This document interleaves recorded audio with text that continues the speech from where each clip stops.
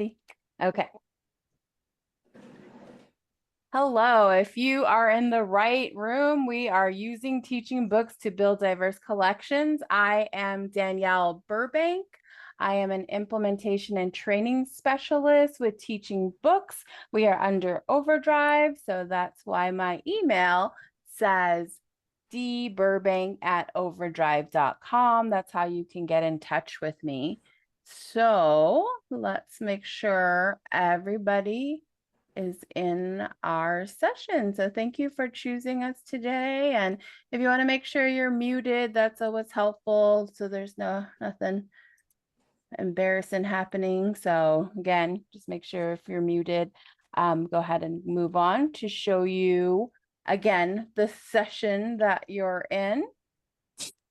So let's go ahead. So Teaching Books, we have over 350,000 resources for more than 92,000 titles. We focus on children's and young adult books. It's provided to all Wisconsin schools, public libraries, universities, and residents through BadgerLink. So thank you for that. Our audience, so for this academic library conference, we support children's literature studies. So if you have a children's lit class at your institution, definitely those students would want to use Teaching Books. Any school and public library programs. So if you have any certification programs, if you come from a university with library school, information school, definitely we want to see those students as well and faculty. And then pre-service educator training programs. So anyone who wants to become a teacher, this is a great resource for you to have as well. So the three things we're going to focus on, we're going to hopefully create and share reading lists to add to a syllabus, and then make sure that we're supporting your coursework to make sure that we are celebrating diverse books. And we're going to take a look at our book resumes. And again, this is our agenda today. I'm going to make sure that you know how to access and log in to Teaching Books. We're going to search for a book. We're going to look through the resources for a book. We're going to browse the different collections we have. We have an awesome diverse books toolkit, and then just show you where to go for help. So if this is the right session you're in, welcome. We're going to go now to the website. So I'm logged in already, and I'm logged in to pretend I'm in Wisconsin. I'm actually in New Mexico today. So it says BadgerLink Wisconsin here. My name is up in the corner. It says welcome Danielle. So as far as creating what's called an educator account, you're going to want to log in with your institution email. That's the easiest way that you can be able to create that educator account. And the reasons why you would want to do that. So I'm just going to like switch to a student account right now, and it's going to tell me now, welcome BadgerLink.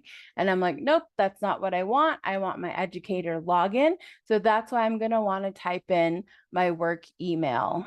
So let's see if my work email is still there. And here are the reasons why, because when you share resources, you can share it with anyone and they don't need to be logged in. They can sign in immediately. You can share QR codes. We have links with Google Classroom or any other types of platforms out there. As you can see here, these are some of our other easy sign-in options too. Creating collections that we were talking about, book resumes, professional reviews. We can have multi-level lessons you can share out with students and how to analyze text, and then receiving our newsletters. So let me go ahead and log back in. So when you log back in with your institution email, it should say welcome and your name. So from here, where I'm going to want to go is, my librarian brain. I want to click on browse. When I click on browse, I can see how my website is organized. So I'm here, I see books, I see authors and illustrators, I see all, I can click on see all. I have lists. These are really helpful lists unpacking mental health issues, Syrian stories, books for children, STEM books for girls. So very useful information to get in there and find lists that are suitable for my needs. We have series here. So you have one kiddo who read Dog Man or the Heartstopper series, and they want to see all of the books in that collection. You can click on that. And then our different awards and distinctions. So it's great to know the books that are being held up to the standard and fitting into the criteria to win these awards and honors. But like I mentioned, our librarian brain loves to see more organization. We can see grade band level here. So these are broken up for pre-K through K, all the way through 9 through 12. Our curricular area as well. Our genres are all available. And what makes teaching books really unique, and probably why you're here, are for our diverse collection, so our cultural experiences. So we have African, American, Indian, Asian, disability, gender, immigrant, Jewish, Latino, Latina, Latine, Latinx, LGBTQ, Middle Eastern, multiracial, Muslim, Pacific Islander. And then we can also narrow down by year published, resource format. And again, what makes Teaching Books unique, we have a lot of author interviews. We have an audio name pronunciation. So if you're not sure how to pronounce a certain author or illustrator's name, we can find out how to do that there. We have author personal websites, book description, book and movie adaptations. All of our book guides are different lessons. So we have cultural representation, fairy tales, mystery, nonfiction, poetry. We have readers' theater scripts, story maps, story time activity kits. And then we have our book readings. A lot of questions we get as well as the book on your site. And our answer is usually no, but kinda. And if you go here to complete book and poem readings, which I'm going to go to right now, this will tell you that we have 3,000 books where the book is there because somebody read it to us, usually the author or somebody that the publisher said, go ahead and share this. So we have a complete reading narrated by Julie Andrews. We have the complete video reading by the author themselves. So you can watch that here. So that's what we mean by, do you have access to the whole book? And then sometimes we have just excerpts as well. So looking at that, and then lastly, Google Preview, video book trailers, and vocabulary lists. So those are all the different ways that you can search our site. I forgot to show you here our newest feature for early childhood. If you have early childhood programs at your institution, you can see here that we have all of these different great ways to look up books. So if we're looking at, let's say, rhyming books, we can click on rhyming and we can see we have 402 books in our rhyming book collection now. And going through it, you can see here all of the different great resources. Maybe we want to go ahead and look at just our first one that's up there, the Cat in the Hat with 36 resources. When I click on that, you can see the different, we have a video book reading, we have a video book trailer, we have audio excerpts. So these are all the different resources. When I click on our original resources, these mean that Teaching Books has created these resources. You're welcome to use them. If we scroll down a little bit more, if we go to like book guides, activities, and lessons, sometimes we have, it's not highlighted. So from there, you're going to want to just click on that and it'll go to an outside resource. But we're looking at that early childhood, the phonics and phonological awareness, and it reinforces rhyme, it says. So sometimes we have printables for that, but for rhyming, we're not yet, not quite yet, but definitely. So if we're looking like at the Cat in the Hat, it's not short A, I think it's long A. So if we were to go here and look at the printables, these are what the printables look like, and you can download from here the different printables to have available. And then again, here are all of our phonics, phonological awareness, concept books, really great resource as well if you're looking for books in these particular concepts, alphabet, color, number, season, shape as well. So just different ways to search, different ways for you to go in there and really see what our site has to offer for early childhood. We're going to go ahead and swing over here. So there's this 3-line toggle menu here. When I click on that, you'll have access to these features, your reading list. So for your reading list, we have all of the Wisconsin lists here. I'm going to click on See All. We have 11 different lists. So there's the Wisconsin Act 31 for elementary, K through 5, if I were to use that. These are going to be all of these great resources available to you here. I'm going to go ahead and maybe click on FryBread. So when we click on this title in particular, we have access to a Meet the Illustrator recording, a name pronunciation. So let's go ahead and click on a Meet the Author recording and listen to just a little bit of why our author wrote this title. My name is Kevin Millard, and I am the author of FryBread. This is my debut picture book, and the illustrator is Juana Martinez-Neal. I have 2 kids. They're 7 and 4, and when my older son was about 2 years old, I was looking for books so I could read to him. And we're native. I grew up in Oklahoma. My mom is Seminole Nation of Oklahoma, so I thought maybe I'll find some books about Native kids written by Native people. So I did look, start in Amazon, or you go to your local independent children's bookstore. It was really difficult to find books about Native people that were not about living people. Everything that I found was about Thanksgiving or Pocahontas or Sacagawea, somebody that lived a long time ago, or they would talk about American Indians of North America, right? Like something that was not contemporary and modern. And again, it's great to have direct conversation, direct discussion with your students who want to use this resource, and then you get to hear directly from the author on why they wrote this. Kevin couldn't find books for his kiddo, so he went out and decided to write a book about FryBread. If you wanted to share a resource like this, we have these share arrows throughout our entire site. You can create bookmarks, flyers, label sheets to put right inside the book. These shelf talkers are really great. If I click on that, we can see that we have these shelf talkers that are created with a QR code. So again, that's why you would want to sign in. You would want to create that educator account so you could make great resources like this to make your libraries more interactive.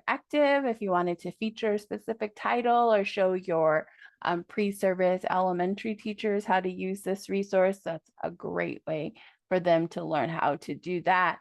Then we mentioned book resumes. So we have book resumes here. When I click on book resume, what it's going to do now is give me all of that good information about the book. So we know that we have 4 subject headings. We have 7 full professional reviews from the CCBC, from Horn Book, from School Library Journal. So these are all the great reasons that people thought this was a good book and it should be in your collections. That is also part of 17 book awards and distinctions. It is also part of 24 different state and recommended reading lists.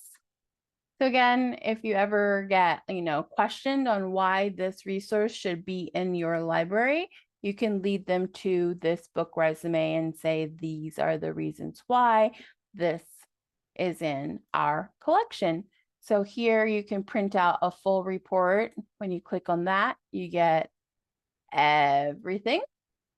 If you click on just a 1-page summary, maybe you just want to keep this in your back pocket, available to have. It's a 1-page report. When you click that QR code, it goes to this entire page. So that's what a book resume is all about. Again, just really helpful information to help you. Maybe we are working with your students to say, like, what makes a good children's book? Let's compare book resumes with all of these other books. So again, just another creative way. There's all the lists as well that you could see that this book is a part of, the subject headings, the phonological awareness for this one as well, the year published. So all of that good metadata that we collect on a title over here. Again, I'm going back to your reading list. I just clicked on that first one for the Wisconsin Act, but a lot of elementary schools, middle schools, They also have Battle of the Books, so those are listed here for the new school year. We also have the Golden Archer Award and then the Wisconsin Children's Book Creators Society.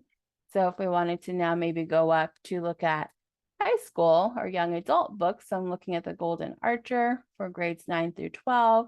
These are the books that were selected. I'm going to click on Legend Born. And you'll see that all of the resources, 43 different ones. And again, all of that good stuff up here, the book resume, the state list. We have another Meet the Author recording. We also have name pronunciation. So let's go play one of these. Hi, my name is Tracy Dion. I like the funky spelling of my last name, Dion. It's Deonn. That's something that I feel like adds like an extra bit of weight to the ending syllable, Dion. But I also really like my name because each name is actually the first name of my mother's sisters. So we get a background story and we learn how to pronounce an author's name, give them the respect and honor for saying their name correctly. Really important for our students to know that we are big fans of making sure we pronounce people's names correctly.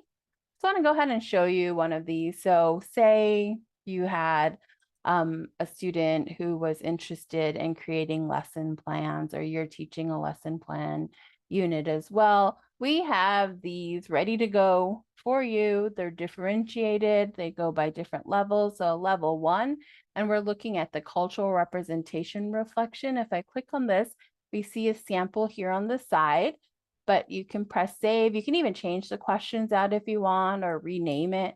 I'm just going to press save here. I'm going to go ahead and view this in my browser, which will make it easier for us to see what the PDF looks like. It's fillable. So it's asking us, what do you see? Draw or use words to describe yourself. Draw or use words to describe a character from the book. So that's what the student is doing, is looking at similarities, looking at differences, learning about words here, about what they found familiar and what was new for them. So this is the cultural representation reflection. If we wanted to look at a level 4, a level 3, I can go to create a level 3, and then here we have more options. So if we look at this in the browser, go ahead and click on that. And now we have more information. Consider the setting in the text. For example, looking at the neighborhood, the community, home, climate, era, and what do you see? Setting in your own world and the similarities. And then we have some words for them to elaborate and to look at in the book, and they can focus on one of those to write about. There's sections there. And then as you consider the text in your response above, please elaborate on your awareness of cultural representation. So again, dive deeper with the different levels. So those are available as well. We have different multi-level lessons. So here, it'll be attached to each title. You have that, and then we have a story map, which is a really basic way, again, for kiddos to follow out what the story's all about, information about the author interviews, lots of author interviews for this particular author, story guide, book guides, activities, and lessons. So we looked at the story map and the cultural representation, but we also have these ones that go out to outside resources like the publisher. So this is information about this book. It's a reading group guide that has discussion questions you could share about that particular title, extension activities as well. Decline offer. So just different things that you can use from the outside resources. Book reading, so there's excerpts, and then book trailers, again, to grab the attention of your students, or you could use these in ways to make your own book trailers, and then the different awards and distinctions. And again, using this to share out, you can share this entire page, making a bookmark or flyer, label sheet, or sharing it on any of these digital platforms. And then if we wanted to add this to a reading list, so let's say I want new books to buy. I could make a list and add to list. And I'm going to go back and view my list now. And then I can start looking. So maybe I wanted to browse some books. I need some books this past year, what came out. These are a collection of over 2,000 books that just came out in 2024. When I go through it, I can start going add to list and then so forth. So you can make your own reading lists. I want to see what I can come up with. So I'm going to just add a couple more here to add to list. And then now I want to go ahead and view that list again. So I have 4 new books to buy, but I can always keep adding. There's a little plus sign to add multiple titles to a list. So you could do that, or you could go, to edit list. When you edit a list, now you can add by typing in titles of authors. If you have a scanner, you could scan, books that you're interested in, or you can paste titles and authors. If you have that ready to go, you can paste a list of ISBNs as well. So this is to help you create lists, uploading a CSV file, or you can even just import a whole list here. So maybe we want the Coretta Scott King Awards. I'm going to click that. And it says, would you like to generate more than 200 titles? I'm just going to say yes. Because it does say if you add more, it might not show up correctly, but it looks like it's okay. I'm going to press save, and you can change out the description. So now this is my new list of all of the books that I want to buy. It's taking a little time here. So when you create lists, you'll have them available all in one place. You can always delete, move them around. If I wanted to, I could duplicate this list. I could download it. So I'm going to go ahead and view list real quick. So I have over 352 books on this particular list.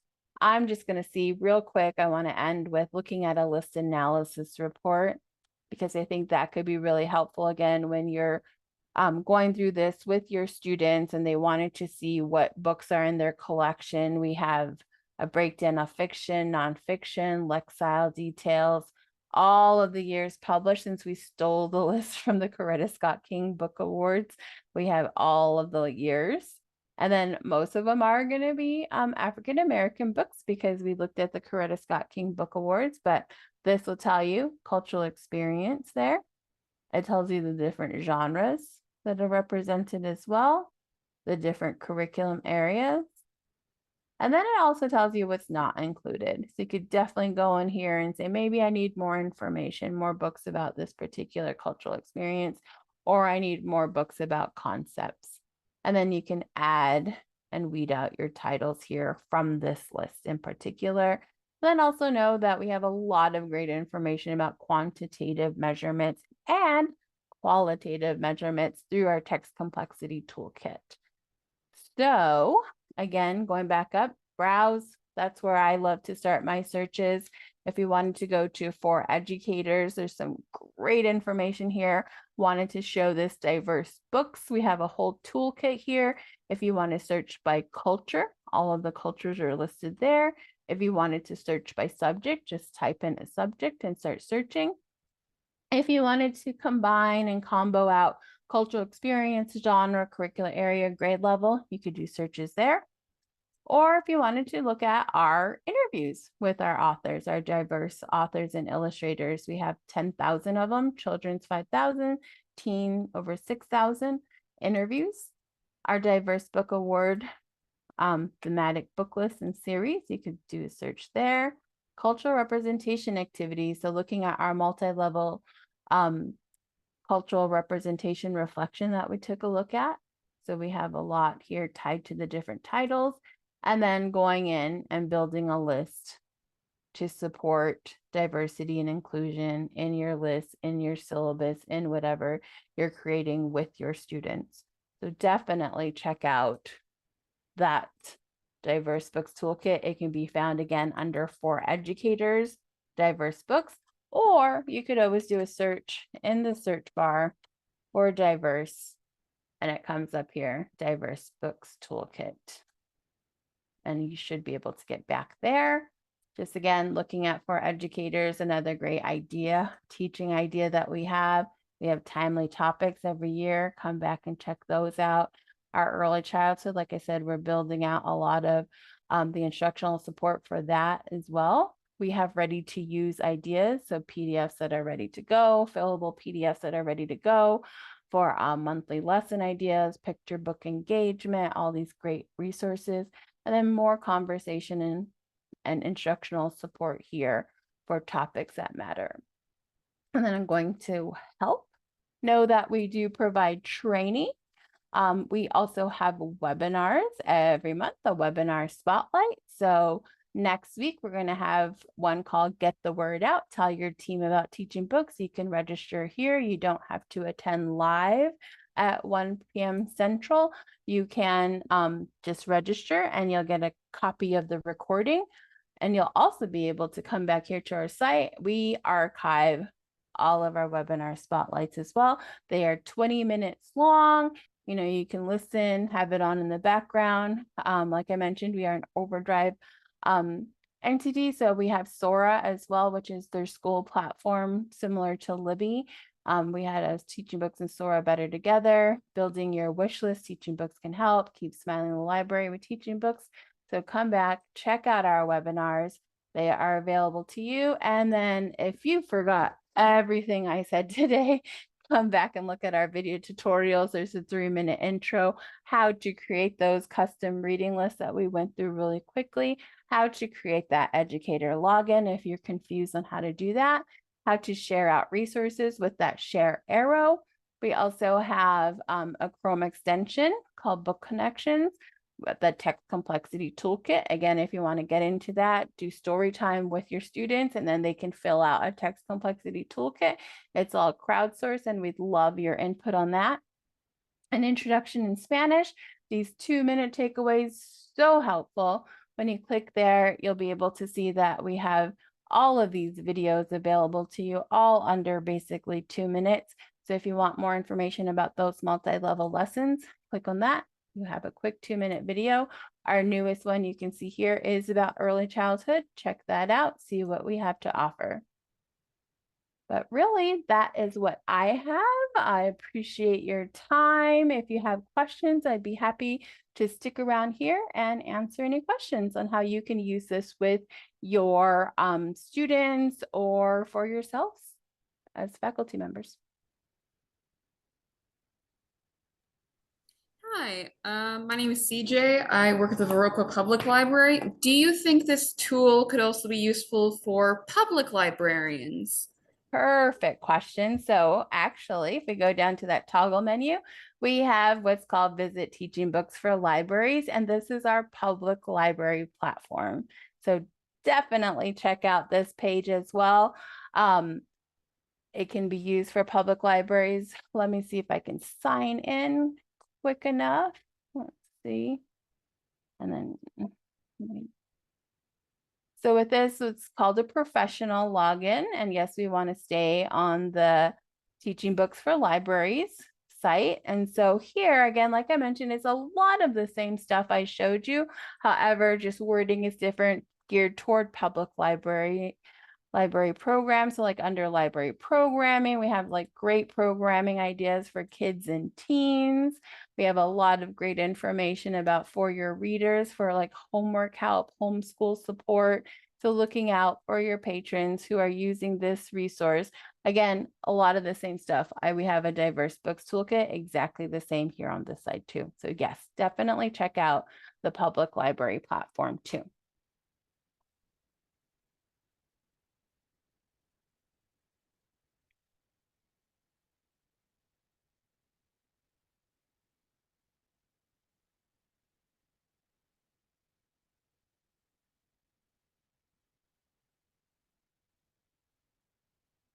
Great. Well, I thank you for your time. If there aren't any other questions, CJ, I hope that answered your question.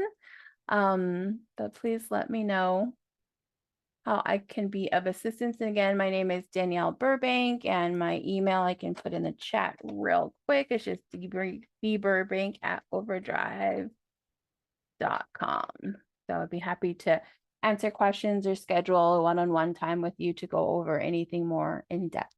So thank you.